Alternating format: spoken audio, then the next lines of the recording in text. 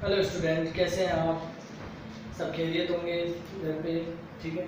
Last lecture में हमने पढ़ा था बेटा कूलम्ब्स लॉ के बारे में। आज हम कूलम्ब्स लॉ को थोड़ा आगे लेके चलते हैं, जिसमें हम बात करेंगे कूलम्ब्स लॉ के कुछ टर्म्स आए थे हमारे पास, जिसमें हम एप्सिलॉन नॉट की बात करें, एप्सिलॉन की बात करें तो यहाँ पे एक टर्म आई थी परमिटिविटी। ठीक है बेटा, परमिटिविटी ऑफ फ्री स्पेस, तो उसकी बात करेंगे। देन मीडियम में क्या इफेक्ट होगा कूलम्ब्स लॉ का, उसका भी हम डिस्कशन करने वाले हैं। ठीक है बेटा, तो हम कूलम्ब्स लॉ से दोबारा एक बार मैं आपको रिपीट कर देता हूँ। तो कूलम्ब्स लॉ क्या था मेरे पास, वो मैं आपको बता देता हूँ। कूलम्ब्स लॉ में हमने एक इक्वेशन लिखी थी, F equals to K Q1 Q2 upon R square. ये इक्वेशन आपने लिखी थी। ठीक है, यानी ये इक्वेशन कहाँ से आई थी हमारे पास? कूलम्ब्स लॉ से। किस लॉ से आई थी? कूलम्ब्स लॉ से। अब बेटा ये कूलम्ब्स लॉ से हमारे पास इक्वेशन आई। अब इस इक्वेशन में हमारे पास एक टर्म है के। कौन सी टर्म है बेटा? के। इस के को हम बोलते हैं प्रोपोर्शनैलिटी कांस्टेंट। कौन सा कांस्टेंट बोलेंगे बेटा? प्रोपोर्शनैलिटी कांस्टेंट, जिसकी वैल्यू होती थी 1/4 pi epsilon naught equal 9 × 10⁹ newton into metre square upon coulomb square. ठीक है बेटा, तो ये हमारे पास किसकी वैल्यू थी? के की वैल्यू थी, जिसे हमने बोल दिया प्रोपोर्शनैलिटी कांस्टेंट, जिसकी वैल्यू थी 1/4 pi epsilon naught equal 9 × 10⁹ newton, जिसकी यूनिट क्या थी? Newton into metre square upon coulomb square. इसके बाद हमारे पास सेकंड टर्म थी, कौन सी? ये जो एप्सिलॉन नॉट आपने लिया है, कौन सा? एप्सिलॉन नॉट, जिसकी वैल्यू थी हमारे पास, जिसको हम क्या बोलते थे? Permittivity in free space. किसके अंदर बेटा? फ्री स्पेस के अंदर और वैक्यूम। क्लियर है बेटा? जिसकी वैल्यू हमने लिखी थी कल के लेक्चर में, मतलब पिछले लेक्चर में 8.85 × 10⁻⁻12 coulomb square upon newton into metre square. Clear है बेटा? तो ये हमारे पास थी किसकी? एप्सिलॉन नॉट, यानी परमिटिविटी। अब यहाँ पे एक वर्ड आया परमिटिविटी। परमिटिविटी क्या होता है बेटा? जो कि मैंने एक्सप्लेन भी बता किया था आपको कि परमिटिविटी क्या होती है। तो परमिटिविटी की अगर मैं डेफिनेशन की बात करूं तो परमिटिविटी की डेफिनेशन क्या हो जाएगी? It is the medium, sorry, it is the property of the medium, it is the property of the medium which determine the electric force, जो कि डिटरमाइन कर दे इलेक्ट्रिक फोर्स को, यानी वहां पे फोर्स लगेगा या नहीं लगेगा। मान लीजिए टू चार्जेस हैं आपके पास। कितने चार्जेस हैं बेटा? टू चार्जेस हैं, Q1 एंड Q2। कौन सा चार्ज है बेटा? Q1 and Q2। इन दोनों के बीच में फोर्स अप्लाई होगा या नहीं होगा, वो डिटरमाइन कौन करेगा? परमिटिविटी डिटरमाइन करेगी। अब परमिटिविटी फ्री स्पेस की भी हो सकती है, यानी उन दो चार्जेस के बीच में एयर इंक्लूड है तो उसकी भी परमिटिविटी रिलेट करेगी वहां पे। अगर मान लीजिए वहां पे मैंने मीडियम रख दिया इन केस, तो उसकी भी क्या होगा बेटा? उसका भी उसके ऊपर इफेक्ट पड़ेगा। वहां पे इलेक्ट्रोस्टैटिक फोर्स कितना लगेगा कितना नहीं लगेगा, वो डिपेंड करेगा उस परमिटिविटी पे। ठीक है, मान लीजिए यहाँ पे फ्री स्पेस है, तो आपके पास जो टर्म आएगी वो कूलम्ब्स लॉ की, यानी जो इलेक्ट्रोस्टैटिक फोर्स आएगा वो आएगा F equals to 1/4 pi epsilon naught Q1 Q2 upon R square. ये आपका किसके लिए है कूलम्ब्स लॉ? ये आपके लिए है वैक्यूम के लिए। किसके लिए बेटा? वैक्यूम और फ्री स्पेस के लिए। ये जो फोर्स लग रहा है बेटा, किस में लग रहा है? वैक्यूम या फ्री स्पेस में टू चार्जेस लगे हुए हैं, उनके बीच में ये फोर्स लग रहा है। कौन सा फोर्स है ये? इलेक्ट्रोस्टैटिक फोर्स बोलेंगे इसको। कौन सा फोर्स बोलेंगे बेटा? Electrostatic force. इस फोर्स को हम बोलेंगे इलेक्ट्रोस्टैटिक फोर्स। अब बेटा इलेक्ट्रोस्टैटिक फोर्स है तो इसमें अट्रैक्शन और रिपल्शन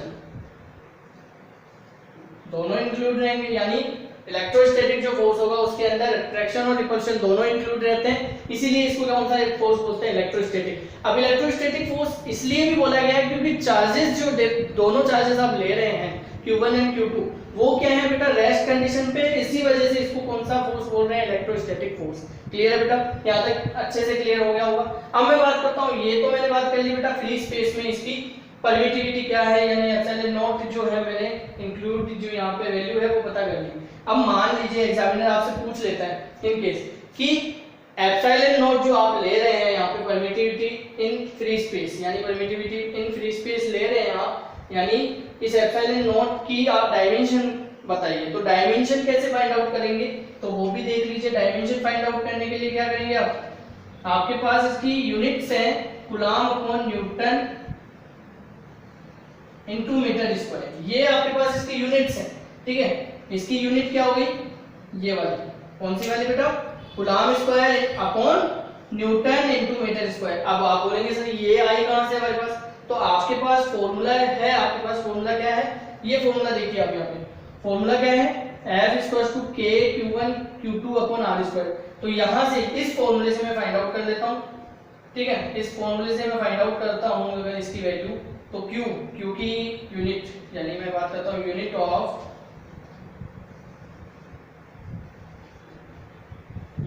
K। अब यूनिट ऑफ K की मैं बात कर रहा हूँ बेटा, तो यूनिट ऑफ K कैसे फाइंड आउट करेंगे देख लीजिए बेटा आप यहाँ पे। K की यूनिट पता करनी है तो आपके पास फॉर्मूला है, आपके पास F = K Q1 Q2 upon R square.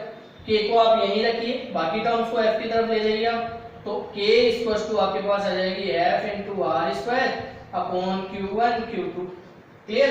तो ये आपके पास फोर्स की यूनिट होती है बेटा न्यूटन, R की यूनिट होगी यानी डिस्टेंस है उसकी यूनिट हो जाएगी मीटर स्क्वायर, चार्ज की यूनिट हो जाएगी coulomb into coulomb, coulomb square. Clear. तो इसकी K की यूनिट क्या होगी, newton into metre square upon coulomb square. अगर मैं इसकी डायमेंशन की बात करता हूं, डायमेंशन ऑफ K की अगर मैं डायमेंशन की बात करता हूं तो K की डायमेंशन जो है मेरे पास वो क्या आ जाएगी बेटा, वो भी देख लीजिए। K की डायमेंशन क्या आ जाएगी, यहाँ पे फोर्स की n की जो यूनिट यानी डायमेंशन है वो क्या होती है, m1 l1 (10⁻²). किसकी यूनिट, किसकी डायमेंशन आ गई बेटा, फोर्स की डायमेंशन आ गई, मल्टीप्लाई यहाँ पे लेंथ की डायमेंशन क्या होती है, l2 क्योंकि मीटर है, और चार्ज की डायमेंशन हो जाएगी a1 t1। तो बेटा a1 t1 तो ले लिया मैंने एक चार्ज के लिए, अगर डबल चार्ज है तो कितनी हो जाएगी, 2 हो जाएगा। कितना हो जाएगा बेटा, 2।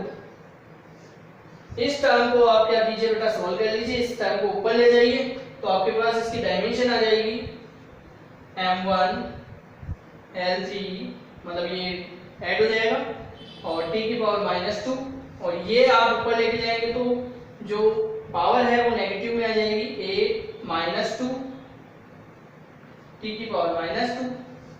क्लियर। अब इसे आगे सॉल्व कर लीजिए, आगे सॉल्व करने के बाद आपके पास वैल्यू जो आएगी इसकी वो आ जाएगी बेटा m1 l3 t⁻, कितनी हो गई बेटा आपके पास, यहाँ t⁻² है, t की पावर ये कितनी हो गई, -4, और a की पावर -2। ये हो गई डायमेंशन किसकी बेटा, K की डायमेंशन हो गई। अब मुझे किसकी डायमेंशन पता करनी है, एप्सिलॉन नॉट की यूनिट तो पता कर ही ली मैंने, अब इसकी डायमेंशन भी पता करनी है। तो इसकी डायमेंशन कैसे पता करेंगे वो भी हम देख लेते हैं इसको।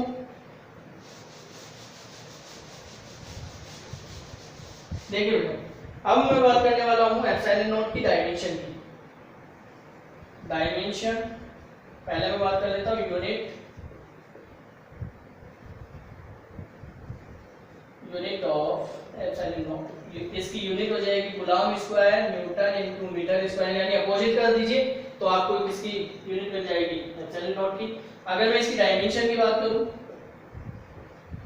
डायमेंशन ऑफ एप्सिलॉन नॉट, अब एप्सिलॉन नॉट की डायमेंशन देखिए बेटा, इसकी डायमेंशन अभी मैंने पता की a2 a की पावर a2 t की पावर, और इसकी हो जाएगी m1 l1 t की पावर -2, और ये हो जाएगा l2। तो इसकी डायमेंशन वो ही आएगी, बट वो जहां पे आपने ये ले रखी है वो क्या हो जाएगी, नेगेटिव में, मतलब नेगेटिव जो है यहाँ पे जो नेगेटिव है वो तो पॉजिटिव हो जाएंगे, और जो पॉजिटिव है वो नेगेटिव हो जाएंगे। तो आपके पास फाइनल जो आंसर आ जाएगा वो m-1 आ जाएगा, l की पावर -3 आ जाएगा, t की पावर 4 आ जाएगा, और a की पावर 2। ये आपके पास एप्सिलॉन नॉट की डायमेंशन हो गई। क्लियर बेटा, ये आपके पास किसकी डायमेंशन हो गई, एप्सिलॉन नॉट की डायमेंशन आ गई आपके पास। क्लियर बेटा, तो ये हमने एप्सिलॉन नॉट की भी आपने डायमेंशन पढ़ ली और k की डायमेंशन भी पढ़ ली। थोड़ा और आगे चलते हैं तो परमिटिविटी इन मीडियम या फिर एब्सोल्यूट परमिटिविटी जिसे बोलते हैं उसका भी डिस्कशन कर लेते हैं, ठीक है। तो मैं इसको रिमूव कर देता हूँ यहाँ से। आई थिंक आपने लिख लिया होगा ये सब कुछ।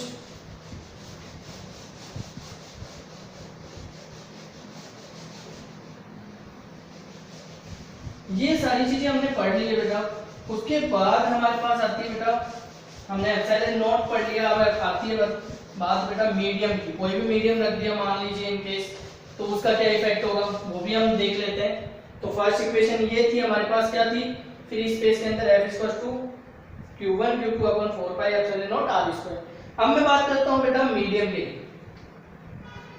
इन मीडियम में जब भी कोई चार्जेस रखे हुए हैं, यानी दो चार्जेस के बीच में मीडियम रख देता हूं, तो उसका क्या इफेक्ट होगा। तो मीडियम के लिए जो परमिटिविटी लेंगे वो क्या लेंगे, एप्सिलॉन, जिसे हम बोलते हैं बेटा एब्सोल्यूट परमिटिविटी। क्या बोलेंगे बेटा, एब्सोल्यूट परमिटिविटी। ठीक है, देन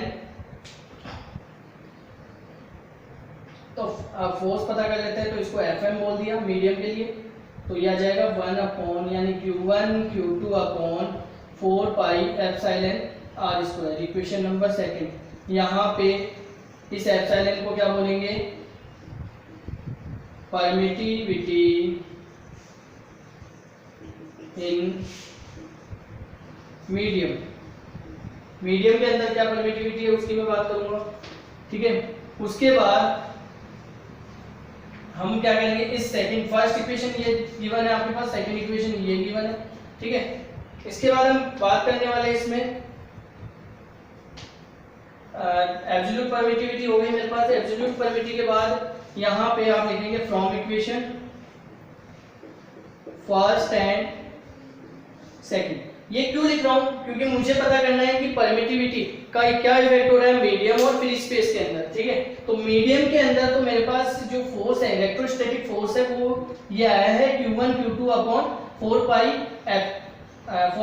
एप्सिलॉन r स्क्वायर। और हमारे पास जो वैक्यूम के अंदर है, वैक्यूम के अंदर फोर्स क्या आ रहा है बेटा, Q1 Q2 upon 4 pi epsilon naught r square. Then आप क्या कीजिए बेटा, जो आपके पास वैक्यूम के अंदर फोर्स है उसका डिवाइड कर दीजिए, उसमें डिवाइड कर दीजिए आप इसका मीडियम का, तो आपको क्या पता लग जाएगा कि कितना वहां पे फोर्स अप्लाई हो रहा है। तो यहां पे मैंने क्या किया, F vacuum upon F medium कर देता हूं मैं, इक्वल, तो मेरे पास क्या आ जाएगा, F वैक्यूम के अंदर क्या आ जाएगा बेटा, Q1 Q2 upon 4 pi epsilon naught r square upon Q1 Q2 upon 4 pi epsilon r square. तो बेटा Q1 Q2 से ये कट गया, r स्क्वायर से r स्क्वायर कट गया, ये टर्म ऊपर ये टर्म नीचे, तो ये हो जाएगा एप्सिलॉन अपॉन एप्सिलॉन नॉट और F vacuum upon F medium, ये मेरे पास आ गया। ठीक है, तो यहाँ पे मेरे पास F मीडियम आ गया और F, इन दोनों का रेशियो क्या आ रहा है, epsilon upon epsilon not.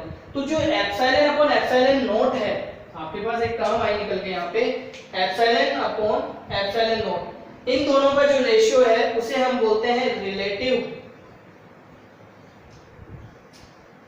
Permittivity. कौन सी परमिटिविटी बोलेंगे बेटा, रिलेटिव परमिटिविटी। ये रिलेटिव परमिटिविटी और डाइलेक्ट्रिक कांस्टेंट भी बोलते हैं बेटा इसे, डाइलेक्ट्रिक कांस्टेंट भी इसे हम क्या बोलते हैं। ठीक है, जिसको हम क्या बोल देंगे, एप्सिलॉन r बोल देंगे। क्या बोल देंगे बेटा इसे, एप्सिलॉन r। क्या बोलेंगे इसको, हम मैं यहाँ लिख देता हूँ, तो epsilon upon epsilon naught is equal to क्या लिख दूंगा, एप्सिलॉन r। अब इस एप्सिलॉन नॉट को इधर ले जाइए तो एप्सिलॉन की वैल्यू आ जाएगी, एप्सिलॉन नॉट एप्सिलॉन r। तो ये रिलेशन भी आपसे पूछ सकता है एग्जामिनर की, डाइलेक्ट्रिक मटेरियल के लिए बताइए आप। तो डाइलेक्ट्रिक मटेरियल क्या किसको बोलेंगे, कि जब एप्सिलॉन नॉट यानी द रेशियो, इसकी डेफिनेशन क्या होगी वो भी मैं आपको बता देता हूँ। इतना आपने लिख लिया होगा, इसे लिख लीजिए, आप अपनी कॉपी में राइट कर लीजिए, उसके बाद मैं बताता हूँ। देखो बेटा, मैंने यहाँ पे बात की कि इन दोनों का रेशियो आ रहा है आपके पास, यहाँ पे इस टर्म से क्या आ रहा है बेटा, आपके पास आगे का रेशियो आ रहा है, क्या आ रहा है, ये आ रहा है आपके पास। ठीक है, तो इसकी डेफिनेशन क्या देंगे, रिलेटिव परमिटिविटी की, रिलेटिव परमिटिविटी और डाइइलेक्ट्रिक कांस्टेंट। इसकी अगर मैं डेफिनेशन की बात करूं तो एप्सिलॉन आर, यानी तो जो डेफिनेशन होगी वो क्या लिखेंगे, द रेशियो ऑफ, अब रेशियो किस किस का ले रहे हो, the ratio of the permittivity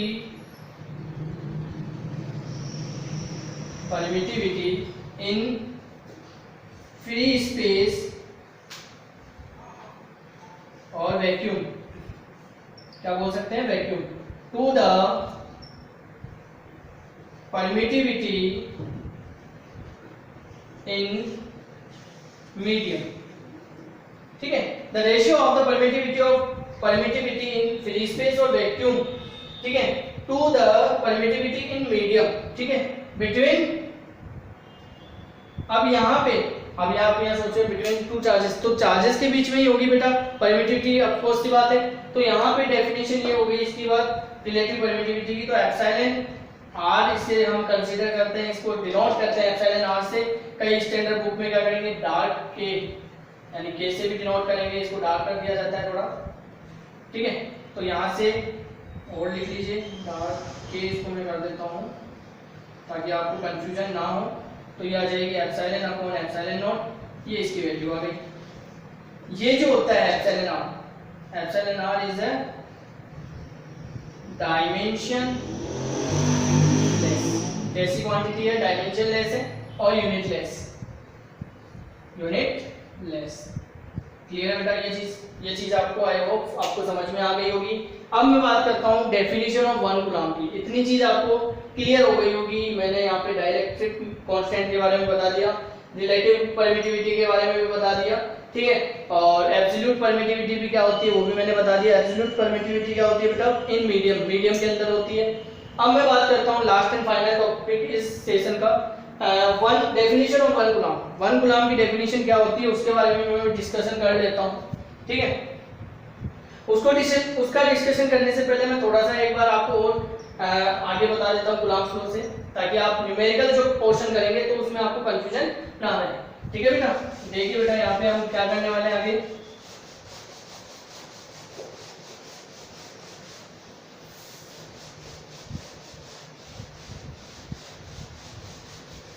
ये हमने पढ़ लिया। उसके बाद मैं बात करता हूँ बेटा, हमने एफ वैक्यूम पढ़ा। एफ वैक्यूम था क्या बेटा, के या फिर Q1 Q2 upon 4 pi epsilon naught r square, जिसे मैंने इक्वेशन फर्स्ट दी। एफ मीडियम की मैं बात करूं तो क्या था, Q1 Q2 upon 4 pi epsilon r square, equation second. Then epsilon जो है वो मैंने अभी फाइंड आउट किया एप्सिलॉन नॉट की, ठीक है। ये वैल्यू कहाँ पुट कर दीजिए, आप यहाँ पुट कर दीजिए। देन आफ्टर आपके पास क्या इक्वेशन निकल के आएगी वो देखिए, एफ मीडियम इक्वल के Q1 Q2 upon 4 pi epsilon naught epsilon r और आर का स्क्वायर, ठीक है। यहाँ पे आपको दिख रही होगी कुछ वैल्यूज इक्वेशन फर्स्ट की, ठीक है। क्या दिख रही है आपको, ये जो वैल्यूज है वो इक्वेशन फर्स्ट में दिख रही है आपको, ठीक है। तो इसकी जगह में क्या कर लेता हूँ, देखो बेटा Q1 Q2 upon 4 pi epsilon naught r square, ठीक है, और नीचे मल्टीप्लाई में एप्सिलॉन आर है ये आपके पास, इसे आप ऐसे लिख लीजिए या तो मल्टीप्लाई 1 अपॉन एप्सिलॉन आर। अब इस वैल्यू की जगह आप क्या रख दोगे, एफ वैक्यूम रख दो बेटा, मैं यहाँ पे मल्टीप्लाई 1 अपॉन एप्सिलॉन आर। आपको खुद नजर आ रहा होगा कि मीडियम रखने पर क्या इफेक्ट पड़ रहा है फोर्स पे, ठीक है। क्या इफेक्ट पड़ रहा है बेटा, आपको पता लग गया होगा कि F जो मीडियम है वो होता है F vacuum upon epsilon naught, epsilon r, relative permittivity, ठीक है। यहां तक आपको समझ में आ गया होगा, ये डेरिवेशन भी क्लियर है बेटा ये चीज, ठीक है। अब मैं बात करता हूँ 1 कूलम्ब की डेफिनेशन के बारे में। 1 कूलम्ब की डेफिनेशन क्या देंगे आप, अगर आपने Q1 Q2 की वैल्यू 1 कूलम्ब रख दी, R की वैल्यू क्या रख दी, 1 मीटर रख दी, देन आपने क्या किया, इस फॉर्मूले में, फॉर्मूला क्या था, फॉर्मूला मैं लिख देता हूं, F = K Q1 Q2 upon R square, k की वैल्यू थी 9 × 10 की power 9 q1 q2 upon r square. अब बेटा ये वैल्यू q1 q2 की वैल्यू क्या रख दी आपने 1, r की वैल्यू भी 1 रख दी। देन f इक्वल्स टू कितना आया, f equals to k equal 9 × 10 की पावर 9 न्यूटन। ठीक, तो क्या बोलेंगे इसकी डेफिनेशन, व्हेन टू चार्जेस, जब दो चार्जेस प्लेस किए गए हैं, place at a 1 metre distance, कितनी मीटर डिस्टेंस पे प्लेस किए गए हैं, 1 मीटर डिस्टेंस इन वैक्यूम, किसके अंदर, वैक्यूम के अंदर, and experiences a force of 9 × 10 की power 9 newton, then the magnitude of each charge is 1 coulomb, तो उसका मैग्नीट्यूड जो होगा वो कितना होगा, 1 कूलम होगा। क्लियर है बेटा। तो दोबारा एक बार देख लीजिए कि दो चार्जेस को किसके अंदर रखा गया है, वैक्यूम के अंदर रखा गया है, और उनके बीच की जो डिस्टेंस है वो 1 मीटर रखी गई है, और जो कूलम रखा गया है, वो जो आवेश चार्ज रखा गया है, उनकी जो मैग्नीट्यूड रखा गया है वो 1 कूलम रखा गया है। तो उसके बीच में जो फोर्स लग रहा है, उस फोर्स को कितना बोलेंगे हम, 9 × 10 की पावर 9 न्यूटन बोलेंगे। क्लियर है बेटा। तो ये 1 कूलम की डेफिनेशन हो गई। इसके बाद हम करेंगे इसके न्यूमेरिकल क्वेश्चन पे बात, जो कि हम नेक्स्ट लेक्चर में करने वाले हैं।